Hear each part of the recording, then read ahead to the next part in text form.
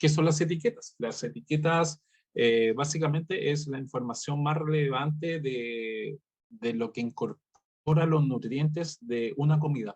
Aquí debiera estar absolutamente todo lo prescindible para poder determinar, al saber interpretar una lectura, de qué es lo que realmente le estamos dando a nuestras mascotas. Es aquí en donde a veces el marketing o las leyes de cada país puede también eh, no informar cierta información muy importante, perdón, como el grado de digestibilidad. ¿Qué quiere decir esto? Lo que realmente se aprovechan las mascotas del porcentaje de proteína o de grasa o de carbohidratos que se está ofreciendo en dichos alimentos. Hay alimentos que, por muy hiperproteicos que sean, quizás la digestibilidad de dichos nutrientes no son tan altos como uno quisiera.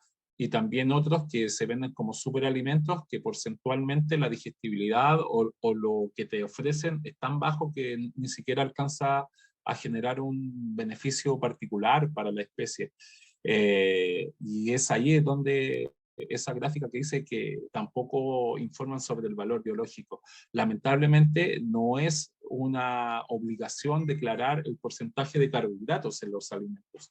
Entonces aquí entramos en a veces es en un marketing de cómo poder realmente determinar cuánto carbohidrato tienen estos alimentos, porque muchas veces se tildan a ciertos alimentos como hiperproteicos cuando realmente tienen menos proteína que otros que dicen tener menos líneas de ingredientes. Entonces hay que considerar todos estos factores y más adelante tengo un ejemplo. Siempre es importante. En Chile, al menos en los últimos 2 años, han sucedido 2 recalls alimentarios de gravedad. Entonces es importante saber, entender que en la etiqueta sale un número de serie, un lote, una fecha, para que ustedes siempre la tengan o guardada o revisen si es que el alimento está apto o no para el consumo. Es muy importante porque eso les sirve en caso de cualquier problema que se pueda ocurrir con la alimentación, como base de defensa ante cualquier problema, digamos, de tipo legal. Súper importante, los alimentos jamás se sacan del envase porque los envases o las etiquetas dentro del envase vienen siempre con preservantes que son para mantener la calidad de los nutrientes y para que no se genere un proceso de oxidación.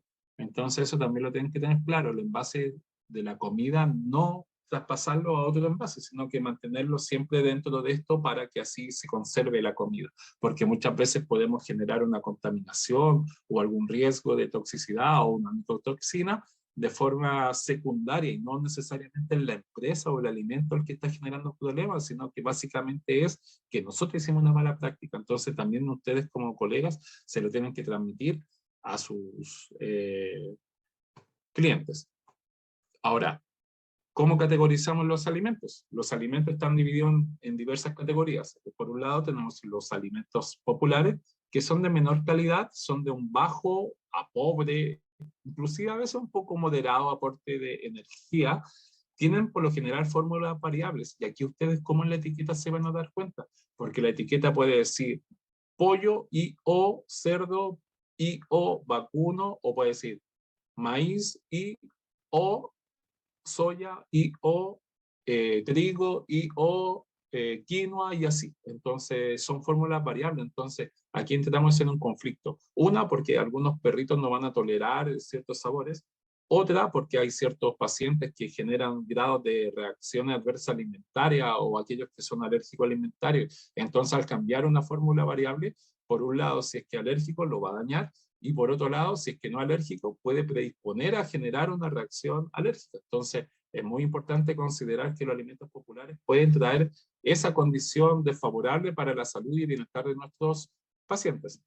También tiene un menor porcentaje de digestibilidad, es decir, que quizás puede decir la etiqueta que tiene un 50% de proteína, pero la digestibilidad de esa proteína puede que sea un 40%. Entonces, finalmente no está consumiendo un 50%, sino que está consumiendo menos de un 25%.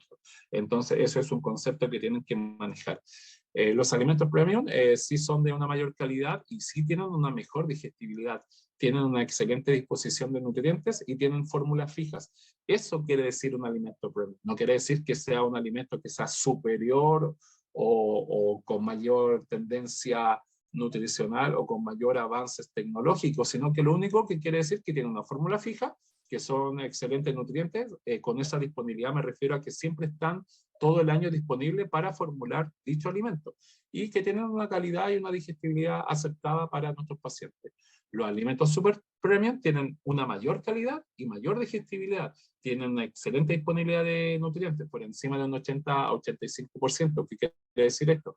Que de lo que se dispone en estos alimentos, por lo menos el 80% de lo que se está ofreciendo se va a usar para funciones beneficiosas. Lo que sí, los alimentos super premium tienen que tener un respaldo científico. Y aquí, en donde muchos vendedores o por redes sociales a veces se conversa de estos temas, y en donde yo les digo, bueno, si tu alimento es super premium, por favor, entrégame tu análisis científico independiente que te lo pague tu empresa o otra empresa o alguna universidad, porque esas son ciertas palabras que se usan para denigrar ciertas marcas, y evidentemente no los tienen. Entonces, de esa manera, tú ya sabes que quizás es una muy buena comida, pero ya no entra en una categoría de super premium, sino que vendría siendo, sigue siendo una buena comida, pero ya es un alimento premium. Por otro lado, las dietas especiales son de prescripción, terapéuticas veterinarias. Por favor, solo las puede recomendar un médico veterinario, ya que hoy en día con Instagram, TikTok, Twitter y otros, muchos dan recomendaciones para pacientes que no debieran comer ciertos alimentos. El error más común es, por ejemplo, tengo un gatito renal, pero tengo 5 gatos renales, o sea, tengo 5 gatos y todos comen alimento renal para beneficiar al que está enfermo. Eso está mal. O tengo un perrito senior y uno cachorro, así que le voy a dar a los dos alimentos de cachorro, porque así tiene más proteína o más energía mi perrito viejo. También es un error. Entonces, cuando se va a usar un alimento de prescripción alimentaria, por favor, tiene que ser siempre asesorado por un médico veterinario. Las dietas holísticas, una tendencia actual, son vendidas como de alta calidad, con muchos productos de origen animal, que excluyen los cereales debido a que los cereales, el mito es que son de muy mala calidad, que el maíz es muy dañino para nuestras mascotas y otras cosas sacadas de la verdad de Internet, porque la verdad eso no es así. También dicen ser libres de productos químicos, conservantes, aditivos, saborizantes, preservantes, fertilizantes, entre otros, pero la verdad un alimento para ser holístico necesita un preservante, entonces ya, o un aditivo, entonces de esta manera ya entramos a una falsa publicitaria del marketing, porque si no tuviera un preservante, si no tuviera un conservante, el alimento no se podría mantener en el tiempo.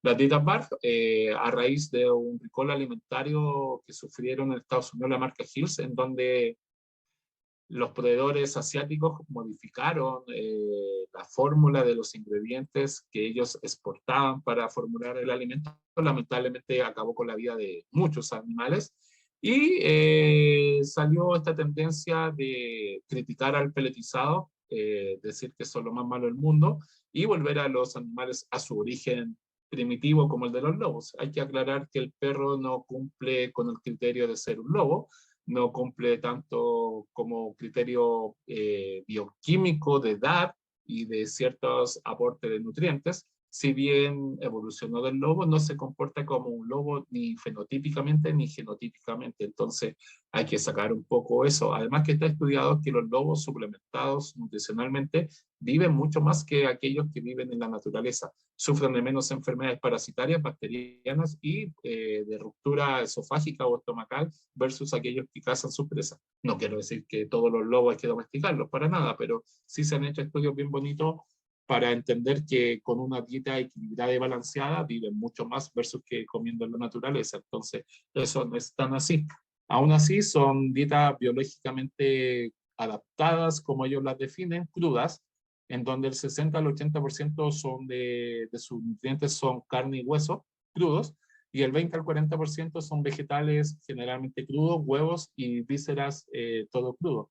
Eh, Tanto WASABA como la Organización Mundial de la Salud y la FDA hacen un llamado público importante a que este tipo de alimentación, más que tanto por el desbalance nutricional, porque si lo vemos como, como nutriólogo en mi caso, sí, de alguna manera se podrían dar ciertos sustitutos, ciertos elementos para quizás complementar la falta de calcio o el exceso de grasa y todas estas cosas, pero lo que más llama la atención es el riesgo microbiológico que puede estar afrontando las personas y nuestras mascotas. Entonces, si se meten a los canales oficiales de WhatsApp o OMC, FDA, van a ver que es un llamado a tener cuidado y ojalá que como médicos veterinarios usemos la evidencia científica y no retroceder en el tiempo a tendencias sacadas de Internet.